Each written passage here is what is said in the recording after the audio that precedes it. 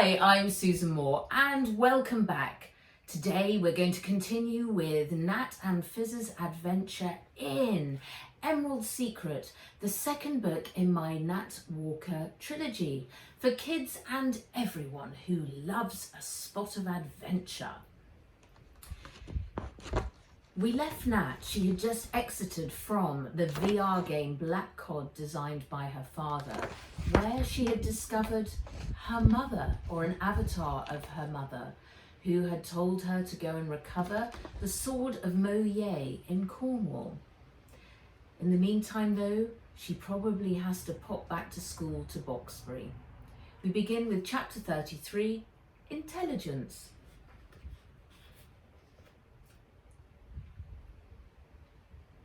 Beetlebot Alpha scuttled into Ivy's bedroom and jumped up onto the four-poster bed. He scurried across the fur bed cover and hopped onto her pillow where she was lying open-mouthed, snoring loudly. "Baroness, I have important news," he said. Ivy snorted, snuffled and opened an eye. "What?" "I have been on Boxbury night surveillance. Natalie and the Zixin Smith boy escaped the building after lights out in the dorms and travelled across the town to the city, to Leadenhall Market, where they entered the Bean Invaders Cafe. I waited outside for them until they exited 42 minutes ago and returned to Boxbury undetected. They both took a groove cab both ways. I hitched a ride there and back and succeeded in gathering certain intelligence which is of a time-sensitive nature. They entered their dorms and are now asleep." Ivy propped herself up on her pillows. "Play me your recordings." Natalie's voice started to play faintly over Alpha's speakers. It was coming through the metal of the cab door, which Alpha had magnetised itself to. Ivy had to lean in to hear better. But it was the news she'd been waiting for. The sword! It had been found! Ivy swung herself out of bed and went to her mirror. The tired face that looked back at her would soon be transformed to one reflecting everlasting youth. She'd become the all-powerful warrior queen she dreamed of becoming. "Call Limpet and cancel my tea with the girl, Alpha. We shall prepare instead for a voyage to Cornwall. The girl and her dragon are going to lead us straight to the prize." Chapter 34, Henry.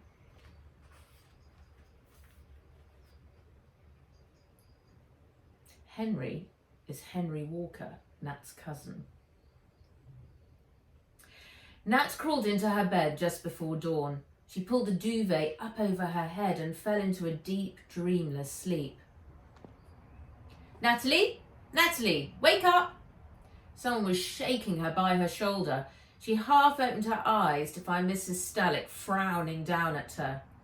"I thought you were never going to wake up."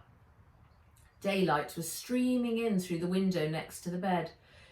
"What time is it?" asked Nat.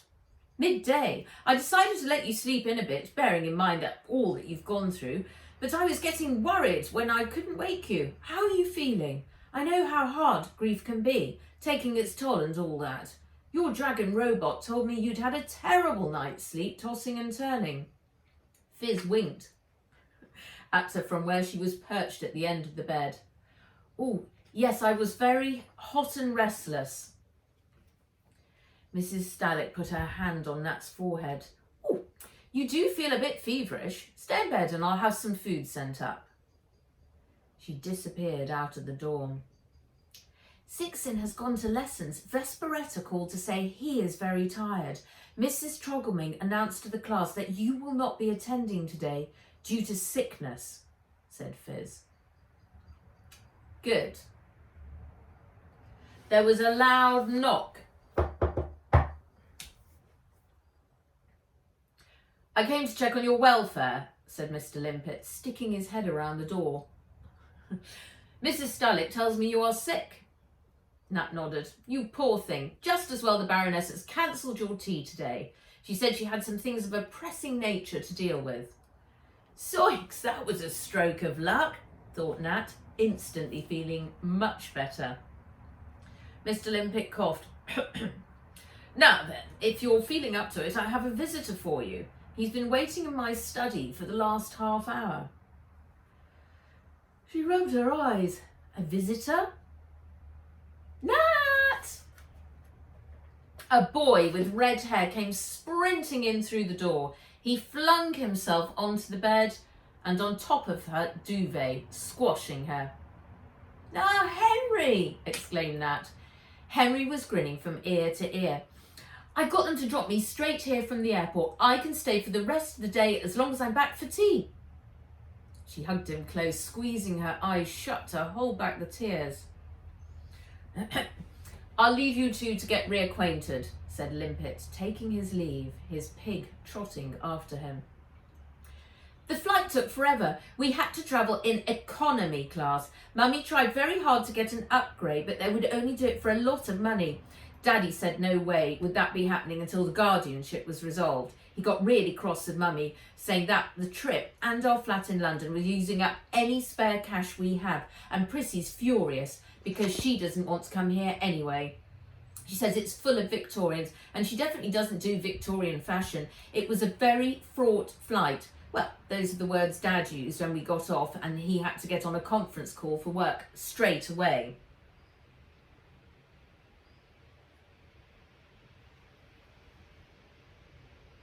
"Anyway, this is my first trip to London and I'm really happy. Here."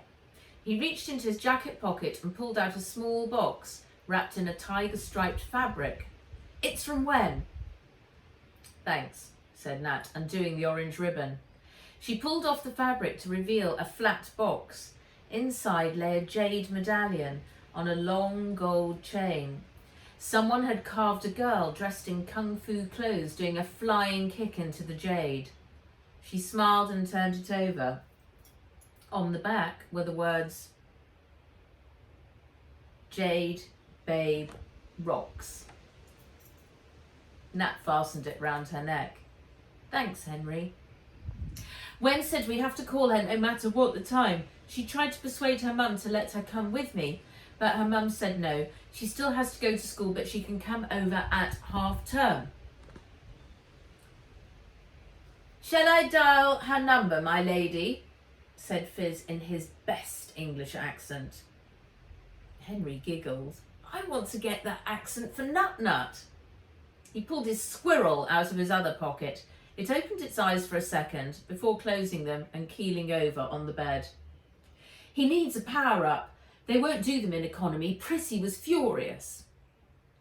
Wen appeared on Fizz's screen. She was lying on her bed, cutting a shirt into strips with a pair of scissors. Nat smiled.